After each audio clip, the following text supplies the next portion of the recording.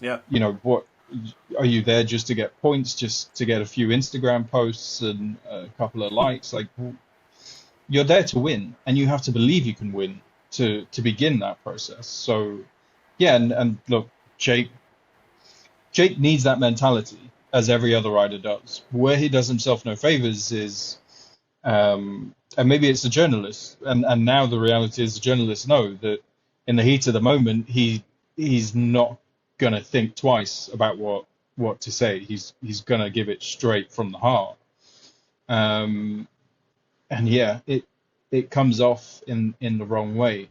And this is the difference between him and Pedro. Pedro can be angry, and you can see he's physically angry, but he'll rein it in and say something else.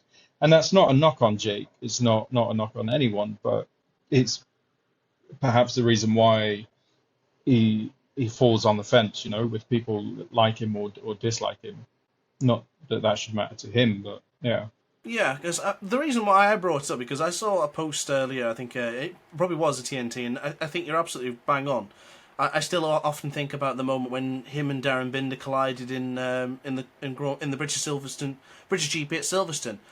The immediate time to go and stick a microphone in his face, the absolute worst time in the world for anyone to speak to about someone when you're at your home Grand Prix, you've had a crash, a collision. He said some very abrupt things about Darren Binder and about everything in general. And I think we, being from, TNT being a English thing or a British thing where we're trying to build our British riders, that's the worst thing we could do, is put them in a situation where you can make them look foolish. So I do believe Jake Dixon is still a championship contender, but the way he carries off as if he's already winning it or he's 5 points behind. He's still a contender simply because of how competitive Moto2 is. And you can't really contend anyone out when there's still 10 rounds to go. Coming into this season and last season, he was kind of one of the favourites. Maybe not the favourite, but definitely one of the favourites. Yeah, I'd agree with that. Had that. the experience, had the talent on display at multiple times. And for whatever reason, last year I think they made the switch to white power suspension and it didn't work out for them. And then this year I believe he may have even switched chassis manufacturer. I'm not 100%. Eventually you get to the end of your time in MotoGP, and you have to have said, like, I tried everything. You either tried everything or you have a reason as to why you didn't win. For me, I'd rather go to bed knowing I tried everything and put it all on display, rather than say, well, I was going to win that race, but someone rode into me, or they slowed me down in qualifying and I didn't have a good grid position. A rider will always have an excuse, and it seems like Jake is that rider who, no matter what happens, will have an excuse.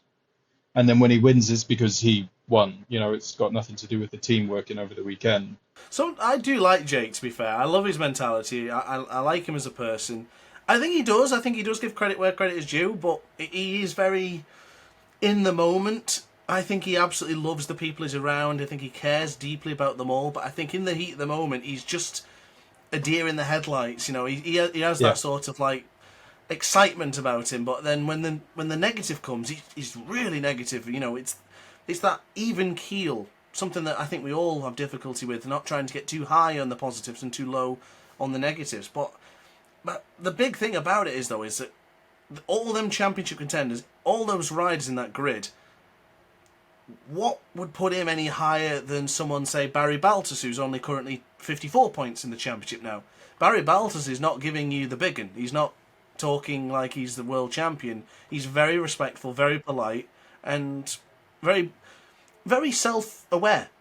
So would you say that Barry Baltus would be stronger if he had Jake Dixon's personality, or would he be worse? Or there's one question that comes about where that would be suitable, is like, who's your perfect how would you build your perfect motorcycle racer? And you say Binder's aggression, Marquez's IQ, Rossi's charisma, Lorenzo's smoothness, Stoner's ability to just ride a bike on the rabbit edge, Pedrosa's ability to pick the bike up super quick. You can say that, and I'm sure there is a case where that works for Baltus and Dickinson, and they fall into those little brackets. But at the end of the day, they are who they are. And there's things that they can work on, and there's things that don't need to be worked on because it's got them to where they are right now. That's a very good answer, actually. That's a good point. Now I'm thinking, let's do the perfect ride at some point. I'm going to make it down. I'll tell you what, I'll do this. We'll get the viewers involved as well, and we'll try and design our own perfect rider. But we will have to have some parameters because you can't just have Rossi everything and Marquez everything because that's just not fair. The thing is, the reality is, Mark's learned things from Pedrosa, from Stoner, from Rossi, and adapted them. Martin's changed the game with his riding style in terms of how much is off the bike. There are so many things now that have moved on that you'd be silly to say, split Rossi and Mark in half and just put them together. That's the perfect rider. It's very much not anymore. But back to Barry Baltus, because I don't think anyone's giving him enough credit for what he's doing right now in the season. Currently 54 points behind Manu Gonzalez, who was predictable he would do well, and just 29 points behind teammate Aaron Canet. Now, Barry Baltus has just slowly and quietly gone about his business. Excellently executed for the season. And I'm generally thinking the Manuel Gonzalez has made a few mistakes. Aaron Canet's made a few mistakes. We could be looking at a surprise winner here that would possibly stay within the paddock. Now, nobody's stayed after winning the World Championship since Johan Zarco and Tito Rabat. So, is there a thing here, or is it going to fizzle out and my dreams and aspirations just crumble to dust? Potentially, yeah. And there's a side to that question that reared its ugly head again this weekend. Manu Gonzalez does not like the rain at all. It's like his kryptonite, his Achilles heel. And it's crazy how much it affects him, how far off the pace he is. And if we have more wet races, he's not guaranteed the championship. In the dry, he's undeniably good. But yeah, and then you have Canet, who's prone to mistakes here and there. And I think Baltus is in the perfect position of everyone. He's the underdog. He has no real kind of pressure, no expectation. Obviously, no one's expecting him to be last, being Canet's teammate. He's on a good bike. He's with a good team. But no one's expecting him to be where he is, apart from Barry and maybe his team. But no, it's awesome. And how good is it to have Belgium up there? When was the last fantastic Belgium we had up front? Xavier Simeon? Probably. Yeah. Don't let Sergio hear you say that name. Yeah, I was waiting for that. Sergio, if you're listening, sorry, mate. But no, Bazza, though, he could have won the Saxon Ring. I know we spoke about this earlier, coulda, woulda, shoulda, and if what's, buts, and maybes, but he could have won. There was a definite chance he was building up to fight for the victory.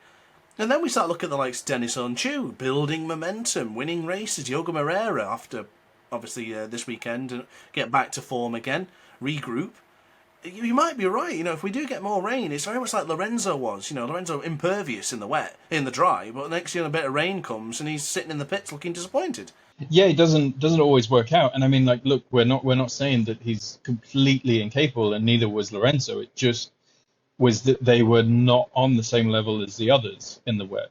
And it's a strange one because Lorenzo's way of riding was exactly what you need in the wet. Is the most bizarre thing that it didn't translate. And I've not seen enough of Gonzalez or spoken to enough people to understand his way of riding, but I'm pretty sure it's the same. Very smooth, not aggressive, a lot of corner speed, and yeah, just doesn't seem to work in the wet for whatever reason. Hopefully he sorts it out, but at the same time, kind of hope not, because he might run away from it. So I'm hoping we do see a bit of a battle, but there's nothing confirmed yet for both Canet or Gonzalez about a move for the 2026 season. A lot of rumours about Aaron Canet going to World Superbike, Jake Dickinson to World Superbike. Who knows at this point? I think it's just a guessing game. But preference from me today, and always will be, please can we have a defending champion in Moto2? I think having a defending champion in the classes is always more interesting from a fan's perspective than having them just disappear straight up. I know it makes sense, but I would like to see it. So a bit of a selfish sight from me. But moving on to MotoGP. Marquez, again, I guess we're going to do this again. We're going to just sing his praises for another week in a row. Superb. Yeah. Sublime. I think we're running out of superlatives. I'm running out of post ideas on the graphics. It's just Marquez done it again. The 93 is dominating my MotoGP winners board on the KneeDown Instagram page. He's dominating. What can be said about Marquez's performance again this weekend? Or are we a little bit too praise friendly when looking at the gap was only around 1.5 seconds ahead of Marco Bezzecchi? Craig, take the floor. Yeah, look, I still of the opinion that Mark is on another level, and that result was the way he wanted it to be. 1.5 seconds, half a second, 25 seconds, you still win the race at the end of the day. And what blew my mind was his overtake on Bez. He had the foresight to understand that in making that overtake, he allowed Bez to cut back. And not only would Bez then cut back, he would be on his outside.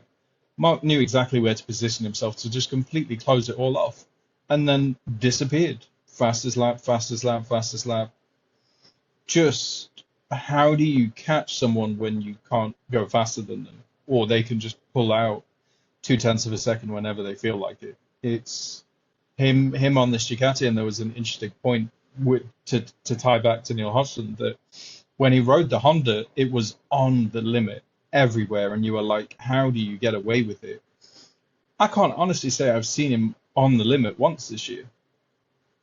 And is that because the Ducati is exceptional, or is that just because the two of them together are probably the greatest package you've seen in a long time? The interesting part about this is I actually had the same conversation with my mum yesterday. Now, my mum actually was the one who got me into MotoGP, so it's not just like me talking randomly with my mother, but my mum's also a big MotoGP fan, and we actually had a discussion about this in depth. And it was quite an interesting one that lasted like an hour, because we were so keen about this conversation. Now, we came up with a theory, and I'm thinking a lot about Marquez and how he's riding that. Look at that 2019 lap time where he took pole in the mixed conditions. That looked rapid and ridiculously risky. But a lot of his races look like that, whether it was mixed conditions or not. He just had that feeling on the RC213V where he could just launch it anywhere he wanted to. But every single time it was on that limit. Now, let's move forward to Ducati, the evolution of Marquez in 2025. He's that same rider 2019, but evolved. So perhaps all those years of that Honda trying to bite and trying to kick him off and trying to just kick around, maybe the Ducati does that, but so minimal that he can just use it to its strengths. So, like Bagnaia, for example, Digia, maybe they're having those moments and going, whoa, I don't like that. And Marquez is going, that's nothing. You want to try the Honda, mate. And he's able to just ride it as he wants. So, like you saw in Brno, even in Sachsenring, there's a few corners that catch him off guard ever slightly. But it's never enough to go, oh, he's going to crash. He's out of control. He's losing it. And he's somehow turned into that Lorenzo-esque metronomic style that I thought Pecco Bagnaia was closest to. And now, as you say, I think you hit the nail perfectly on the head there.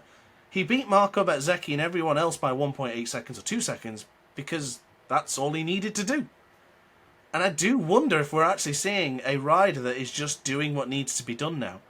Because, he doesn't look like he's battled a 250 horsepower machine. He just looks like he's finished and he's ready to dance because he's won another race. I'm surprised. It's so effortless for Marc Marquez at the moment. And do you think there could be a sense of that Honda data knowing that the bike was trying to kill him to a bike that says jump on in, the water's lovely? What do you think? Is there anything to that? It confuses me is how much faster could he go? Because I think for sure we saw in that would have been one of probably the greatest laps in recent history if he'd have completed that qualifying lap and did the 151. That I think is the closest we've come to seeing him on the limit, where he had to dig deep. I mean, he had experience at Brno, but the GP25 had no experience. The GP24 had no experience. The GP23 had no experience. The modern evolution of that Ducati has no data from Brno. So, yeah, hands were behind the backs. And trying to invent something out of nothing, to do the 51. I don't think he would have thought that was possible, but he gave it a good go, and unfortunately, it, bit him. And that was kind of old Honda Marquez resurfacing. But then, come race day, no problem. Come the sprint, oh yeah, my tire pressure's out. Let me just pull in behind Pedro, and then overtake him, and yeah, I'm gone again. I won the sprint, and then GP race. Oh, Bez is in front. Yeah, no worries. Okay, I'm done. See you guys later. And gone. Like, just unbelievable. And like I said to you, the reality is we don't get that understanding of just how dominant he's been until you see like your KneeDown post of the winners. It's just a sea of 93s. When I was talking to you about it, if you took Mark's sprint points away from him, he'd still be second in the championship. If you took his main points away from him, he'd still be fourth in the championship. It's unbelievable. This is, I think, if it carries on, going to eclipse the year where he, he finished, like every race he finished was no lower than second. Yeah, I think it's going to eclipse that season just in terms of the dominance. I think he may very well beat his 2014 record of wins in a season, which I think was 13 wins. He's on 8 now. I think I wrote it down somewhere. I think he's on 8 Grand Prix wins, 11 sprint wins. 11 sprint wins is absolutely ridiculous. Just, is there anyone who's going to get close to him? I think a lot of people say, oh, well, Pecco Bagnaia, he's not as good as teammate. Pecco Bagnaia, it's in his head. Marquez in that situation, it's in everyone's head. No one's beating him. Why are we putting the pressure on Pecco? You can't beat him either. He's got his bike is clearly not working for him. He's trying everything he can. It's just not working well. And this is why I was saying earlier with Marquez that maybe he is having those moments that Pecco was having where the front doesn't feel like there's anything there. But he's ridden a Honda that was from 24, 23, 22 and 21 when he was riding there injured, it was a lethal machine. Joan Mir crashed no end of times. Honda crashed 52 times in the entire season. It was a mess. To now, you've been through the hardship, you've got the best bike, you're the best rider in the world. Makes sense, doesn't it? It really does make perfect sense that we are seeing the cohesion of two superpowers, two mega powers in MotoGP. But the question is will it ever change? No, exactly. And there's an interesting, what came first, the chicken or the egg? Would Mark be the rider he is now without those Honda years? Or with that Honda being as evil as it was towards the end of his career. But for Mark Marquez on the Ducati, now, this weekend was a bit of a strange one because, but you've sort of touched base upon it. Ducati GP Evolution has got no data. The last time they had it was a GP19 and GP20. GP19 was on the pole position and the podium. But Ducati didn't do well in 2020. It was Johann Zarco. And they didn't particularly do well here. Di Giannantonio was nowhere to be seen. Morbidelli was injured. Aldeguer was just getting better, but of course he's still learning. It's a rookie season, so let him off. Alex Marquez was dreadful in the racing sprint. To see him from the start of the season to so good, the win in Jerez, consistent in sprints, to just, Alex Marquez looks like a rookie again. Are we seeing Ducati's dominance shrink? I think another part of that as well is there's 2 Ducatis missing this year. So, from before you had 8 of them, and, 8 of them could fill the top 10 quite easily. Whereas now there's 6 of them. Aldeguer's a rookie, and I'm pretty sure I'm right in this, but please, if I'm not, prove me wrong. Aldeguer has never seen Brno before, because he came straight into Moto2. I think he did 2 years in Moto2 and then jumped up to MotoGP. It could be, yeah, because Aldeguer came to Moto2, 22, 23, 24? Yeah. Yeah, right, because I did the video, so yeah, he never did. Yeah, so not only was it his first time on a GP bike, it was his first time at the track. Zero experience then, yeah, good point. Yeah, so he didn't do too bad. He came all right in the main race. Alex, I got a funny feeling that it could be two parts, or maybe both played a little bit into each other. A lot of what we've heard is that whatever Mark runs on his bike, Alex bolts onto his and just makes it work as best he can. there was no data this time. There was none of that this time. And the constant rain in practice didn't help him with the dry either. The other part is when you have an injury like he did, like his hand injury, and he went in, had surgery, came back, got pumped full of painkillers, adrenaline dump, did amazing in Sachsenring, all things considered. Then your body gets used to it. Your mind gets used to it. So come the next time, you still have that, but it starts to hurt a little bit more. It starts going over that kind of adrenaline ability to get over it. So maybe it's a little bit of that. And yeah, and it just didn't seem to be anywhere all weekend. And then I'm not on the fence with the Joan Mir incident, because I think that he didn't necessarily go for an overtake, but he went for a gap that was there and then pulled the front brake when he saw that gap closing, and that's why he crashed. I don't think it was like a lunge of the ages, impatience I agree with that. to overtake him. So yeah, and then it's just unfortunate how that happens. And I heard that those two had at least a 5-minute conversation on the surface road about what. I'd love to have been a fly on the wall for that. Yeah, I'd love to know what they said. I saw the video and I've seen some memes on it too, but unfortunately I have no idea what they said. But apparently apologies have been accepted. Joan Mir thinks no less of Alex Marquez, which is a good thing. Joan Mir's a good guy. He just got took out. It's unfortunate. Alex said he wanted to go for just a try to see if it was possible, and then, as you say, just close the front because I'm not going to be able to. I'm gone. It's easy done. Yeah. But I think it's more of a testament to Alex Marquez's performance this season why I can say this is a bad weekend for Alex. He's done so well this season that to even consider this as a bad weekend is, you know, it's praise to Alex Marquez, but it was a bad weekend from any standard, even if it was last season. Because I mean, let's not forget he's second in the championship, and up until this point was like 60 points ahead of Pecco. I mean, absurd. And it's funny how one race meeting can change. You know, it wasn't so long ago everyone was complaining that he's playing bodyguard to his brother, and now it's oh, he has had a bad weekend. What's gone wrong? But the fact the championship standings has changed, just as you mentioned there. It's no longer a massive gap. It's now a massive gap the other way. It's Marquez now trail 100 points now. I think we've eclipsed at this point. Yeah. He's ahead of Alex Marquez, but big move up because we were talking about this battle from last time, the Italian battle for fourth. Now Marco Bezzecchi is holding on to that one quite firmly now after a very solid P2 in the sprint into the Brno GP. Now I thought Bezzecchi had a bit of something this weekend for Marquez after seeing how well he started and how he was trying to do just to try and hold off Mark. But even he came to the conclusion where he felt that he wasn't going to beat Mark, but it was just try exactly what he could do.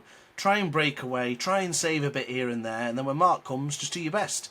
And as you say, outsmarted with the experience and IQ of Marquez to go into turn 3 aggressive, which I think he tapped 4 or 5 riders he overtook this weekend into turn 3.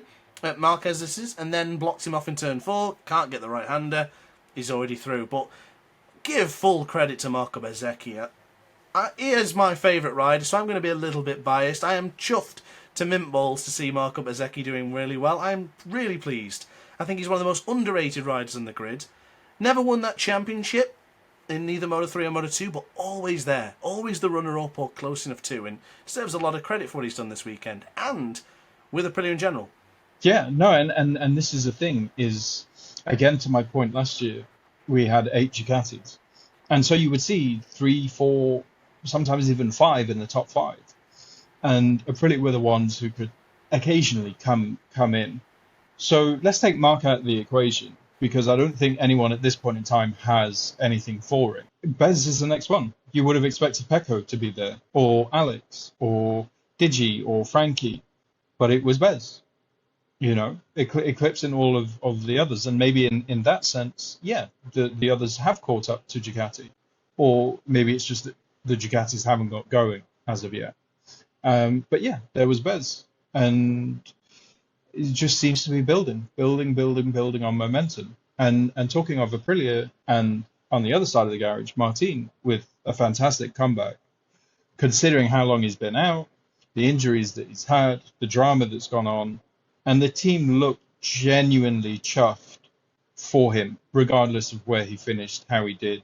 Every session was an achievement for the team, which was so nice to see. Because it didn't have to be. You know, they could have cold-shouldered him, but they won him there, ultimately, and they won him happy. I did see one of the most incredible statistics, and I have to credit Now Moto News for this. Jorge Martin now officially cannot win the World Championship, such as Marc's point advantage. The remaining points is one less than Bagnaia would need. So if Marc and everyone else stopped racing, Martin still couldn't win the championship. And that just goes to show how long he's been out, how much ground he's lost this year. And all that struggles, the conversation, his manager clearly hasn't done him any favours in a lot of things. It's been a very, very tough year for Jorge Martin, and it's far from what we anticipated. But I'd say, just as it is impactful to Martin, it's been just as impactful to Aprilia as well, because I don't think they expected such a topsy-turvy season, a topsy-turvy start, a concerning start, looking for new riders. I'm pretty certain last season when they signed Marco Bezzecchi and Jorge Martin, they thought, we're sorted.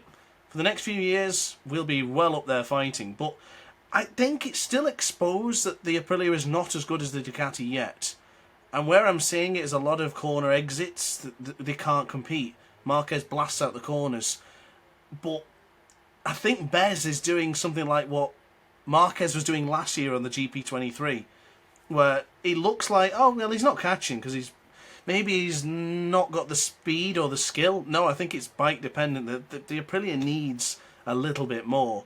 But they're there and thereabout.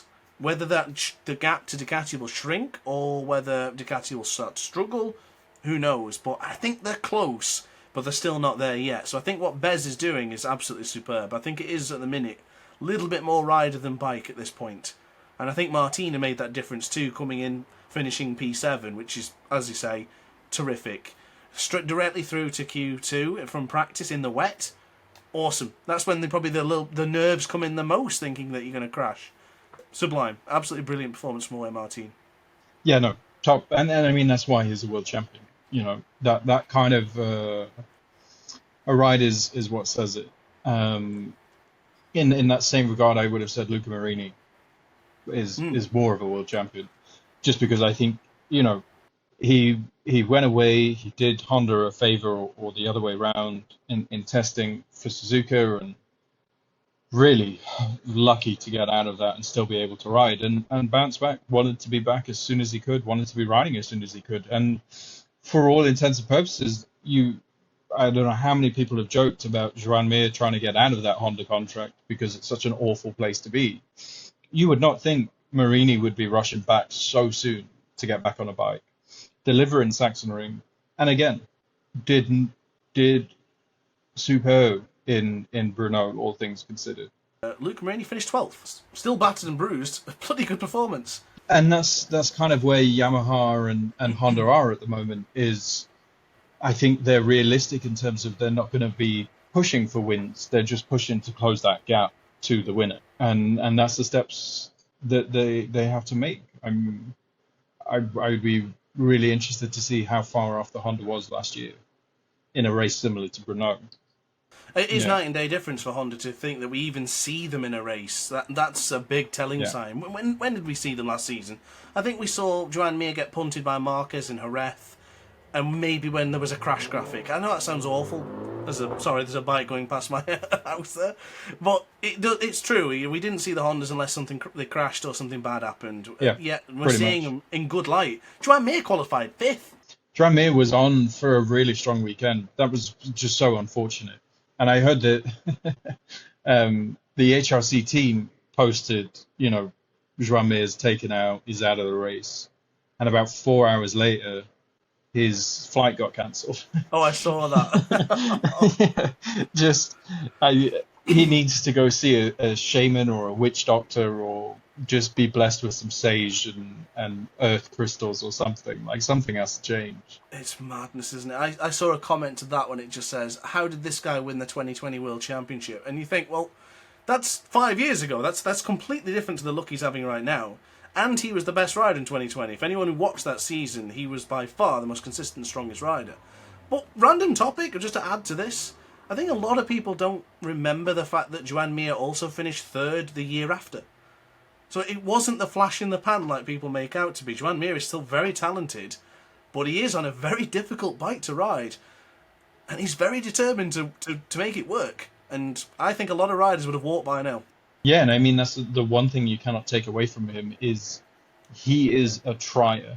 He, regardless of how bad a bike is to ride or how much people are telling him not to ride, he will be the determining factor. And if he throws his leg over the bike, you can guarantee he's given 100%. And as you say, that fifth place in qualifying does not come out of just luck or random. He worked his arse off for that, and he's doing so well. It was when I saw Alex hit him, the camera just panned away, and he knew that Joan had crashed because of the nature of the Horsepower Hill corner. He wasn't going to save that.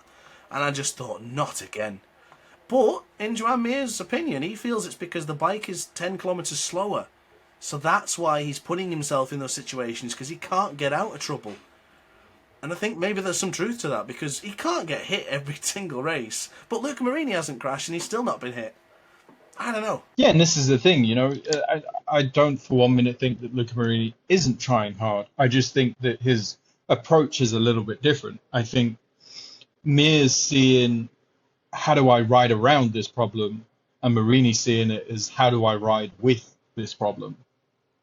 A bit like Zarco's. And so, yeah, exactly. How do I make the best out of what I have instead of how do I make up for the shortcomings, Because it must be tough, especially surrounded by Italian bikes like the Ducatis and the Aprilias, even the KTMs. They leave them for dust as well when they get into the power. It must be bloody damn near impossible. But yeah, got to give them credit where we can. But getting back to just briefly about the MotoGP race, now we talked about Raul Fernandez, we talked about Jorge Martin and Pedro Acosta, but I think what we got to give a little bit more praise to, a little more credit and praise to, is Enea Bastianini. Now, it was rumoured, apparently it was never true, that he had appendicitis last week. Apparently he had food poisoning and lost a good couple of kilograms in weight because he was so three ill. kilos. Oh, yeah. That's a lot.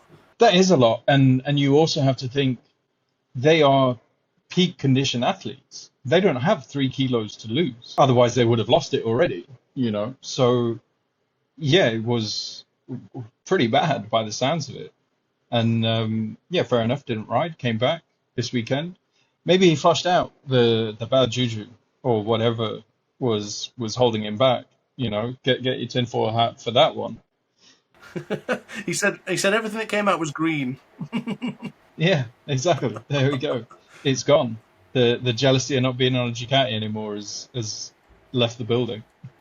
I really, really hope this is a change. Now, I did a post on Twitter about this for the KneeDown channel, and I was asking the question, is Pedro Acosta, is this the turning point for him? Is this the turning point for Enea Bastianini? I really hope it is. But I'm not convinced yet. I do think you were right. Brno at KTM goes well, but Austria, back garden, what do you reckon? KTM goes well as well. I don't think we'll see quite the same as what Brno is, but I think at least one or two of them will challenge. Top 5, maybe. I think Pecco, Mark will be the ones to catch. Mark, for sure, is going to be the one to catch. It's not a track he's done well at, and more so because a Ducati has beaten him. David comes to mind. I did a video on this a while ago about tracks that Marquez hasn't won at, and one of them has been circled in red 100% is the circuit of Austria. As you say, denied by Dovi 3 times, twice at very least, denied by Lorenzo on a Ducati, and just never won there. You better believe that this is the year where Marquez ticks that off and puts it on his resume to say, I was a winner at the Austrian Grand Prix. I think a point is going to be proved in 3 weeks' time in Austria. So yeah, and then I don't really see the Yamahas or the Hondas being there in terms of in the the fight for the top 5. Maybe Fabio pulls out a strong qualifying lap. I think KTM could be the best of the rest in terms of challenging the Ducatis in Austria. I certainly hope so. But a bit of rain it's a bit dodgy there sometimes. You look at 2021 when Brad Binder won. Oh, yeah. We could be seeing a little bit of a surprise over there in the Red Bull Ring of Austria. Maybe it would be nice to see that, change it up a bit. Yeah, exactly. And it always makes it more entertaining. I mean, you cannot tell me that Brad's heroics will ever be forgotten.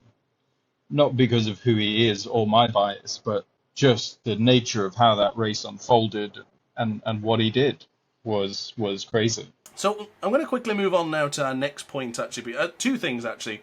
First and foremost, Matt fact for the viewers listening or watching. It's not quite a Matt fact. It's a Craig fact, but Craig fact supplied Matt fact. Matt fact, KneeDown Podcast. You get it. Now, Craig told me there was only 12 riders on the current MotoGP grid that actually rode at Brno beforehand. Just for clarity's purpose, ridden a MotoGP bike. So it has to be a proper MotoGP bike, not a Moto2 or anything, or any other prototype machine from Brno. Okay then, Matt fact it is then. So the 12 riders are Mark and Alex Marquez, both have ridden there in Brno on a MotoGP bike. Pecco Bagnaia, Frankie Morbidelli, Maverick Vinales, Brad Binder, Jack Miller, Alex Rins, Fabio Quartararo, Joan Mir, Miguel Oliveira, and Johan Zarco. Now, I think there would be a great point there when you said earlier, the rider that hasn't even ridden in Brno, and it could very well be Fermin Aldeguer. Yeah. I'm still baffled by that, and I think I will look into this, but I think you're right, because I'm pretty certain he came to the championship in 2022 for a recovery ride in Mugello. It was either 2021 or 22, but it definitely wasn't 2020. No, exactly. And he came through the junior GP ranks, so that at the time had just been converted from the Spanish CEV, so they didn't go to Brno. FIM-CEV. Yeah, so it would have been majority Spanish tracks that he'd ridden on up until that point. I'm sure he's been there on a track day or something just to get an idea of the track, but yeah, he's never raced there before, as far as I'm aware. But the crazy thing is to follow up on what we were saying, is the likes of Marco Bezzecchi finished second, never been there before on a MotoGP bike, and neither did Pedro Acosta. And yet two of them finished on the podium. So, how? I mean, wouldn't that extra all the experience benefit? Or is it just a case of, as you say, the new bikes, this with the new evolution, with the ride-out device, electronics? It's a different situation. In fact, speaking of electronics, we never actually mentioned Pecco Bagnaia turning off the traction control to go faster here in Brno. Yeah. What's your thoughts on that? Is that a norm now? Should riders try this? It's an option within. I don't know if you've seen the left-hander. We spoke about it with Alex last week. How many buttons they have, and two of those buttons is like a plus and a minus. And you can manually change your traction control. Maybe not on the MotoGP bikes, but you can also have a map which has traction control 3 or traction control 0. So instead of fiddling around, you just press your button and it's, map 1, map 2, whatever. It's not unheard of. The issue is you have to really be in tune with your bike to manage a race distance with no traction, because obviously you're controlling how much spin you have, and that will just not really prolong the life of your tire, if anything, decrease it. So yeah, I mean, over one lap, I can see it working. I can see it being a benefit, especially if you're very good with control. And we know Pecco rides with Rossi. He's used to sliding the bike. He's used to having that kind of feeling, that control at the ranch. So yeah, it doesn't surprise me as such. I'd be surprised if he did it in the race for the whole race, because I just don't think it is beneficial. I think he referred to just the last part where it's the usual Pecco. It's the start well, struggle, get a bit more fire, struggle, and then a little bit more towards the end. And I think it was towards the end where he said he felt he had to turn it off. So yeah, it was something I wanted to just bring up there, because it's baffled me to think that. I wonder how many other riders are doing that too. I wonder if anyone is changing that with like a profile button. It's all dependent on what the tyre wear is like over the weekend. If you feel somewhere like Aragon, which is a really rough and abrasive surface, it can work and it doesn't work in the same sense. Like, you're going to have spin. and then you're at the point where traction control's working, and is it working with you or against you? If it starts working against you because the race goes on and you're getting a lot more spin, but you feel like you've still got the tyre to manage, then you turn the traction control off so it doesn't cut in and work against you. It is very much a rider aid, and sometimes it doesn't always help. There are specific scenarios, let's say.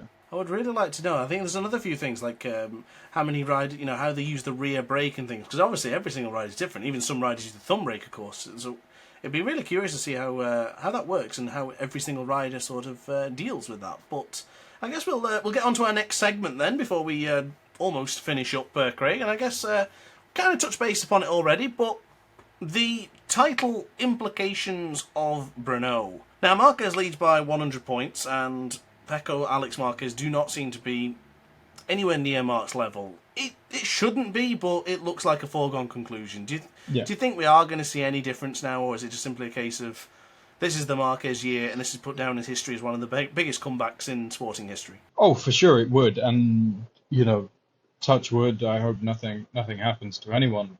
It would take something along those lines for it to become a challenge, because the reality is Mark doesn't have to win every race here on out. He can finish second, he can finish third, because Alex and Pecco aren't going to win every race from here on out. For a start, there's two of them fighting for one position. So it is kind of like a perfect scenario for Mark to coast the rest of the season, and he's still going to win some more races. That much is certain. So I mathematically, sure, there's still a chance for everyone else.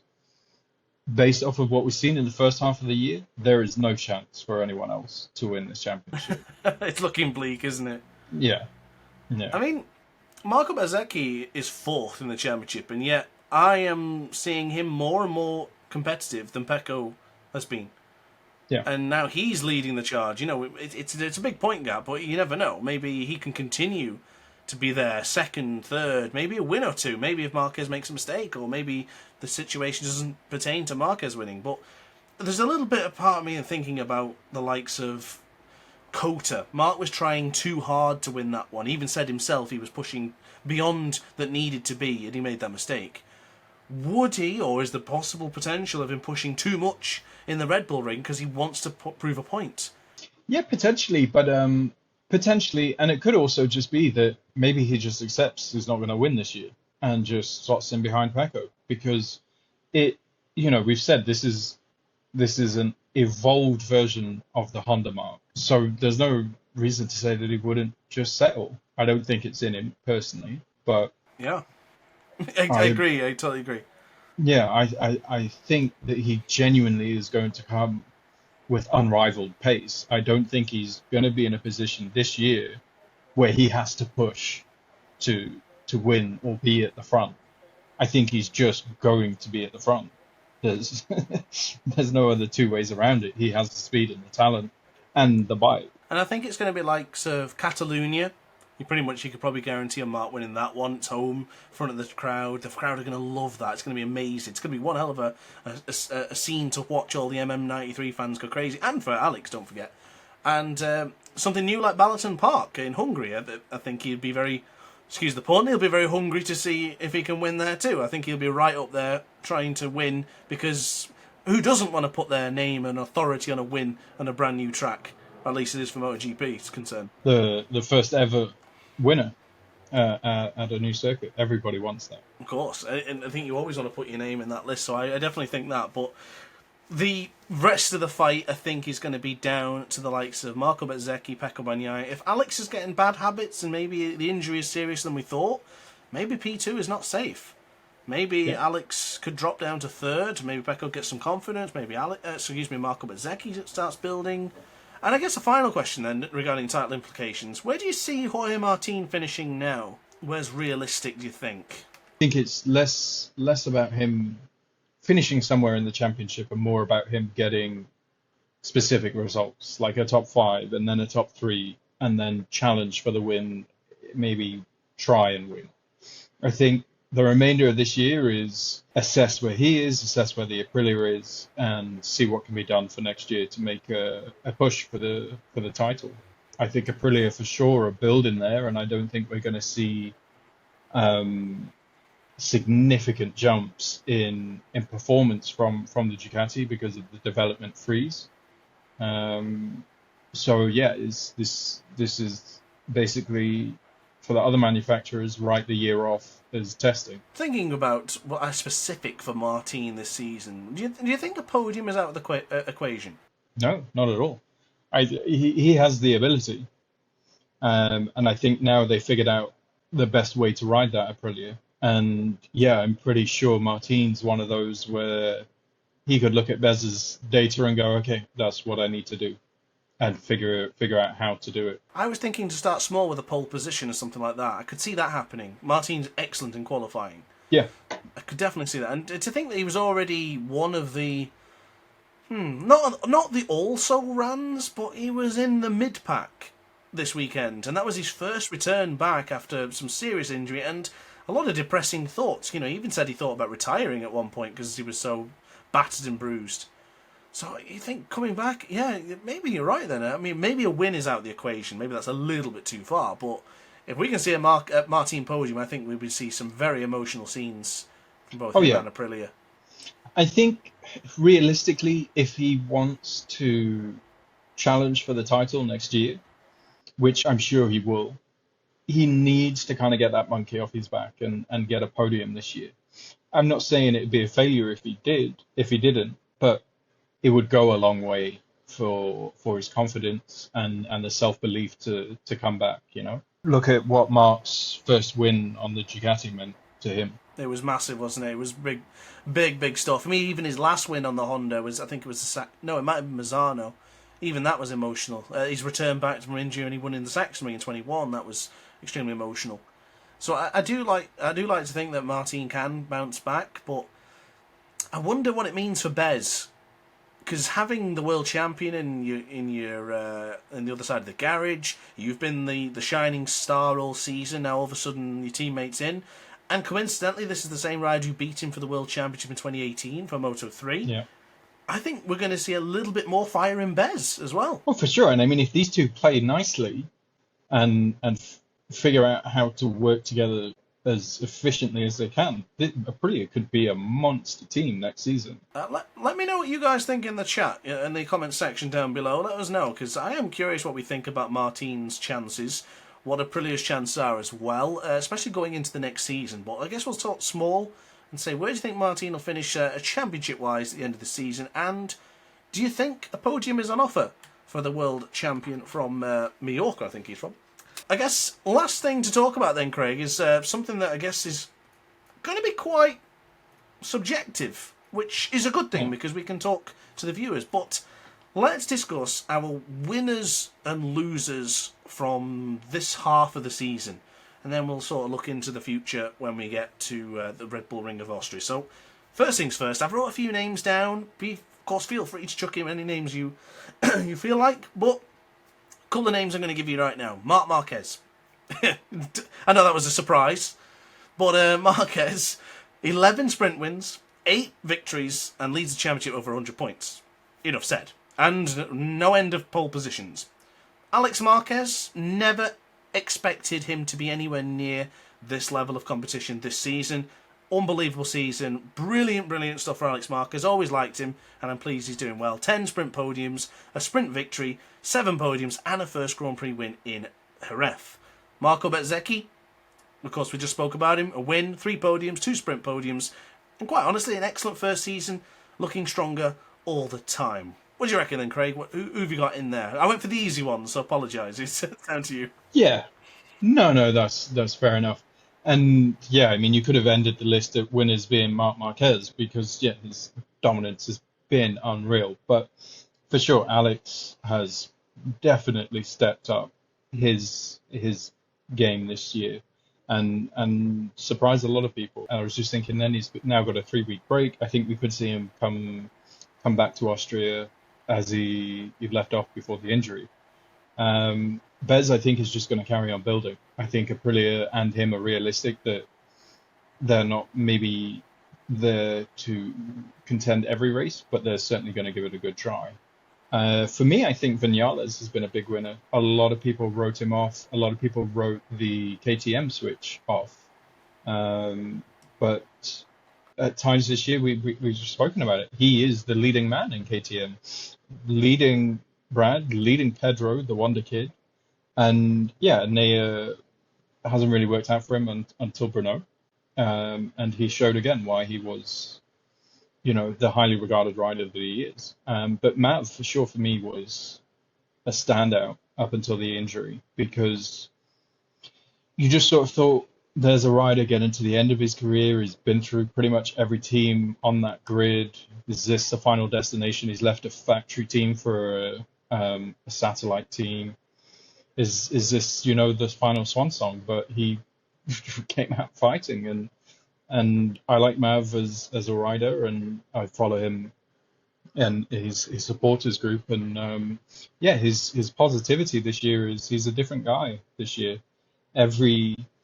Every hiccup is just a bump in the road for him, just another obstacle to jump over. It's not the end of the world. We've seen him before, his Yamaha days where things don't go how he expects, and the toys get thrown out the cot. So really impressed with Mav this year. And as far as winners, Agura maybe from the start was impressive, and Aldeguer, once Agura dropped off, Aldeguer took up the mantle as the best rookie. So the two rookies have been good. Two of the three. We'll get to the other one in a bit, I assume. And outside of that, it's not really Fabio. There's no denying Fabio's talent, but the rest of the Yamaha's results show you how much Fabio has talent. His, what was it, 3 poles in a row? I think definitely 4? put him up in terms of 3? Could have been 4, 3, and Marquez had 4. Yeah, I can't remember off the top of my head. But yeah, for sure, put himself in very high regard.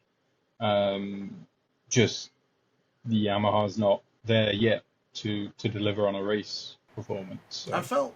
I toyed with Fabio Quartararo because the first podium in 2 years, 4 poles of positions. It was 4 because I wrote it down. He's done excellent, but I really feel like in the races, the crashes, the mistakes, just really mars it a little bit, because when you look at Fabio Quartararo's results, there's nothing really that great about it for his standard, for a rider of his capabilities. But the Yamaha, he's doing unbelievable for what the Yamaha is expected. So in that instance, he does deserve to be in the winners list, but I don't think Fabio Quartararo would class himself as a winner from this season. I think he would be disappointed. And that's why I'm thinking maybe he doesn't fit the winners category, because, 4 pole positions, lots of crash. I don't think he converted any of those pole positions into good results. That's the biggest surprise for me, is that, every single time he had pole position, he tried, and it crashed, or something went wrong. In Jerez, when he crashed trying to fight Marquez, and you think all those opportunities you had, even just to finish in the top 5, were squandered. But because he's trying so bloody hard with a bike that clearly doesn't want to work. But the last few points I wanted to make as well is completely agree with Aldeguer and Agura. The biggest thing there is Aldeguer was predicted. It was expected of him because he is on the GP24 Ducati. Yeah, makes sense. Agura, I am surprised he's gone backwards. I didn't foresee that. I really felt that we would see this progression, what Raul Fernandez is doing, but the Japanese star in Agura. So, a little bit unsure about them. And last ones I wanted to mention as well, the VR46 Ducati team. Both of those riders get criticised a lot, maybe finished, Morbidelli should retire. They've actually had some very solid seasons. This season they've improved positions double, from 12th to 13th, where they were last sort of season, to now 6th and 5th, fighting against Marco Bezzecchi for 4th. They've been on the podium twice and 1 sprint between them as well, so pretty good stuff. It's not a winner's season, but it's an improvement. And the last thing I think I'll just quickly mention as well, Johann Zarco winning in Le Mans and a podium back-to-back. That's for me, that was the best part of the season. Oh, for sure. And for everything that meant, from how long has it been since Honda won a race and it was the satellite team that won? How many French international people were expecting Fabio to win the French Grand Prix, that they'd forgotten Yeah. about Zarco, and he won. How just poetic it was. It genuinely was incredible and couldn't have happened to a nicer, and yet I don't think anybody else in that paddock tries as hard as Zarco does. Even though it doesn't come across that Zarco tries very hard because he's just so relaxed and, a rider's rider. He's not there to pick up sticks, he's there to win. And he would have retired if he didn't think that he could. So yeah, hats off to Zarco in those performances. And yeah, to the point where not just those two results, the whole year, where people are saying, why isn't he on the factory bike? Yeah, good point. But I will say about Johann Zarco being a battler, nothing proves this point more than he was once on the Caterham Moto 2 project back in, 2013-14? No, was it 2013 maybe? No one expected that to do well, and it didn't, Yeah. And then he moved his way up, he got the results, he fought everything he could. He was one of those guys you really felt like, Jesus, that guy deserves a better bike. And when he did, two world championships. And then, of course, here he is now getting results on a Honda that is clearly not up to the scratch of the rest of them. Yeah, it was wet, but sure, he deserved it more than anyone else, and I don't think anyone would argue against it. No, for sure. And it's almost like he needs to be the underdog to do well. Yeah, true. Like that's his goal in life, is to prove people wrong. Thankfully, I don't think many people actually think he's an underdog, so thankfully. I think a lot of people think he's all right, but I guess maybe if more people felt, Johann Zarco didn't deserve it, he's going to come in firing. Yeah. I guess we'll have to get onto the sad topic now. The losers. Do you want to start us off with a couple of losers? I mean, I did start off with Jorge Martini just simply because he's had an injury, but please elaborate however you feel. Yeah, look, and I mean, for the nutcases who think that,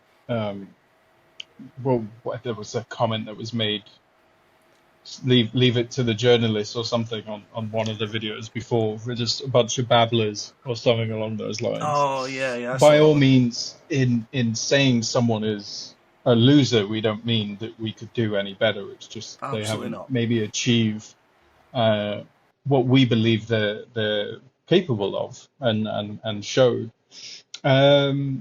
So I was going to say Chantra, but now in thinking of it, he has done what you would normally expect of a rookie in his situation.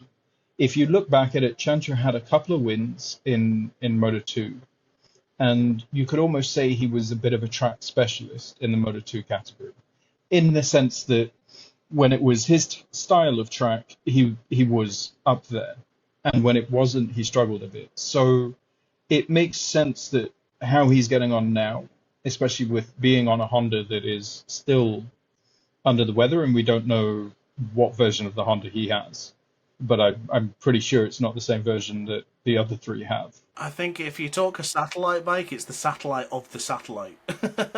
Yeah, it's the spare parts that were from the spare parts, And yeah, it's only because of riders like Iagora in the beginning, who, first race P4,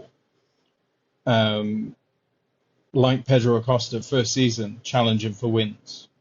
Like now, Aldeguer, first season, yes, he's on the Ducati, but challenging at the front. You have this expectancy that this is what a rookie will do. But the reality is, when most rookies come up, they struggle the first year and then build off it and go better. So yeah, I think it's harsh to say Chantra's a loser within the first half of the season. I think he's just a rookie. He's just learning at the end of the day. And if he's fortunate enough to keep his seat for next year, then maybe you can be a bit more harsh if things don't improve. But for this season, I think he's plugging away. He's been plagued with arm pump, had that sorted out. Then he had an injury in training. And yeah, I think someone we missed off as a winner was Taka Nakagami, coming back as a wild card, as a retired, delivering there. But then Mir, Mir has to be considered there just purely based off of luck. Like, I don't think it's any fault of his own that he's had arguably one of the worst seasons I think anyone has ever had in the entirety of motorcycle racing. And yeah, for that alone, it has to be there. But it's not through talent, it's not through a lack of drive, or even that the Honda's bad. He's just really been unlucky this year.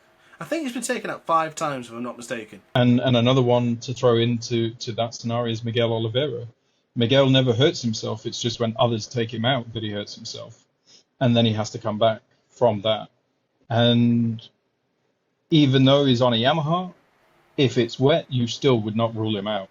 And he still has that ability agreed. within him. When the playing field's leveled, he's still there.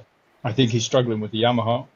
And I don't think he will be there next year, but this is the nature of the sport. And the tricky one, we discussed this, and I think it's maybe better for a public vote. Pecco Bagnaia. The expectation and what Mark has delivered on the same bike would make you think Pecco's had a really bad year and fully deserves to be in the loser basket. But the reality is Pecco's never started a year off well, and this has been one of the best starts to a season he's ever had. It's just that Mark is his teammate and done extremely better. So it's a really difficult one, and Pecco's overcome larger gaps before, and it's not completely out of the question. He's shown glimpses here and there. I think if you were to look at it in the sprint race, without doubt, he has gone missing. In the main race, he comes back. And so, yeah, it's a really 50-50 where does he sit in the winners and losers at the halfway point. I made a few comments here because if compared to last season, the start, way better. Even the year when he won the championships, always better.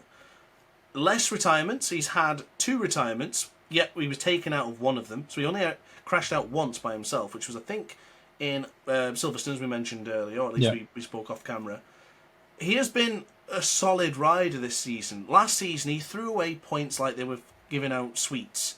It was ridiculous. He threw everything away, and it was hard to watch as a fan of Pecco, as a fan of the sport, and you think, come on, you need to be giving your best every single weekend. You can't be throwing points away like this. But he's not throwing points away. He's actually riding okay. But you cannot escape the constant problems he's having with that Ducati. It's every single week. It's more and more common now to see this disconsolate look on his face and the confusion that I don't know why this bike is not working like it was last season, for example.